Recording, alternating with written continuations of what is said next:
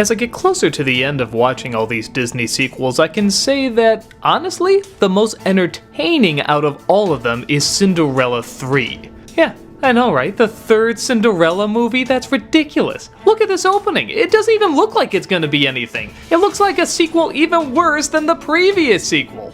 But when I was telling people I was gonna do all these Disney sequels, what I kept hearing over and over is that Cinderella 3 is good. Wait till you get to Cinderella 3, that's a good one. And for the most part, they're kinda right. Are there problems? Yeah, I guess that's sort of to be expected with any of the Disney sequels. Is it my favorite? No, but again, it's, how do I put this, easily the most fun.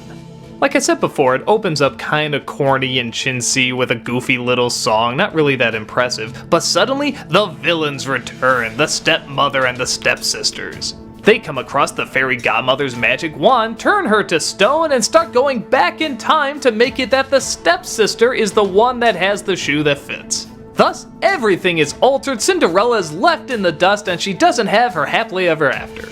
The villains are taken to the palace, they hypnotize the prince into thinking that the sister was the one they fell in love with, and it's up to Cinderella to sneak in there and convince him what's really going on without getting caught by the guards or the evil stepmother.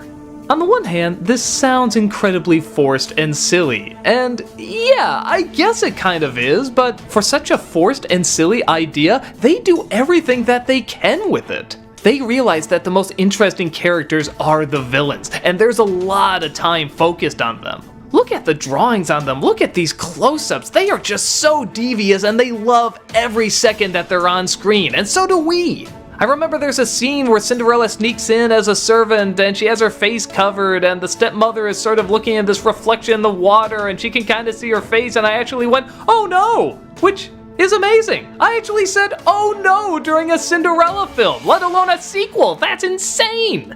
But on top of that, they actually give a lot of characters who didn't have much development in the other films a lot more development. The king, for example, is more than just a guy who's bouncing up and down saying, "Give me grandchildren." They make him this really sentimental guy who lost his wife years ago, and so he's passing on this piece of jewelry to the now daughter-in-law, and it's actually really sweet.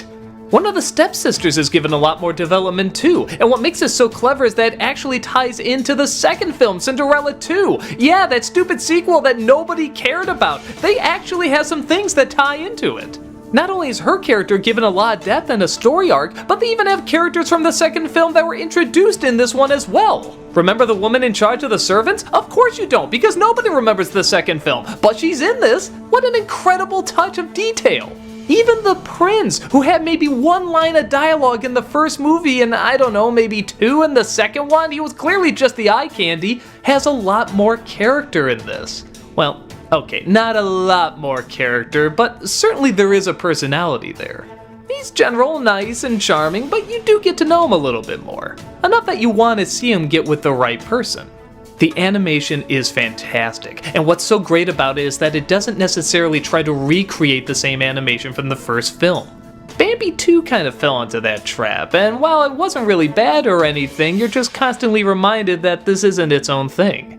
This, even though it's a sequel, does feel like its own thing. The imagery gets a lot more creepy and a lot more creative. There's a scene where she throws Cinderella into this giant pumpkin and it's all gross and disgusting inside, and these vines just grab this horse and wrap around it, and then she turns the cat into this evil servant who's laughing maniacally as he's gonna ride it off a cliff, and it's just crazy. It's something that you want to see in a fairy tale sequel. It gets a little darker, it gets a little crazier, and it gets a lot more fun. It's like half Cinderella and half Tim Burton. It's just so enjoyable to view. So, okay, this movie sounds great. Is it great? Well, there are a few little problems that hold it back from being a complete piece. And I don't think it's just nitpicking. The biggest one is Cinderella herself, which is not to say the character is done horribly. I mean, they actually animate her very well and the pacing is good, and there's even a scene when she finds out that everything's been changed where you don't even see her reaction. You just see her place her hand on the door, and that's kind of all you need. Little moments like that are really, really good. But the problem is, in the story, it's kind of like the Little Mermaid. She doesn't learn anything. She doesn't go through an arc. She just kind of wants to get something, and she gets it. I guess it's just kind of a distracting contrast when you see what these other characters are going through and all the changes that they have going on.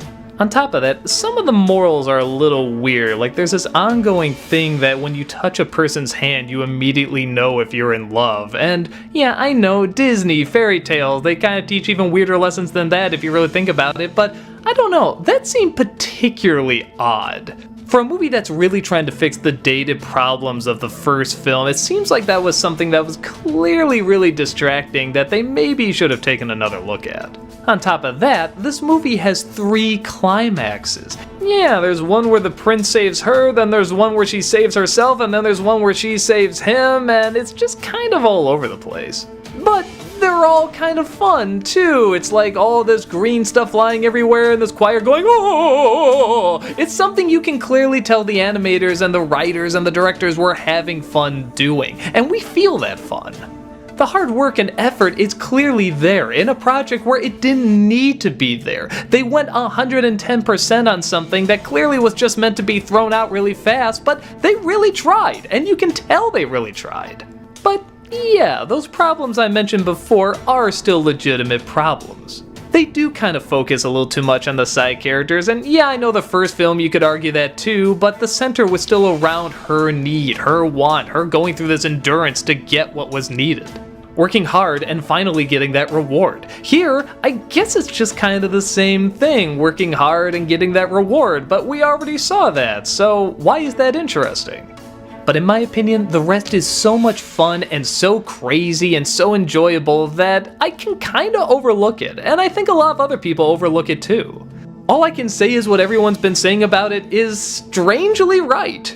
It is really entertaining and I highly recommend it. I can't say it's perfect, I can't say it's a Disney classic or anything, but it's just a ton of surreal joy.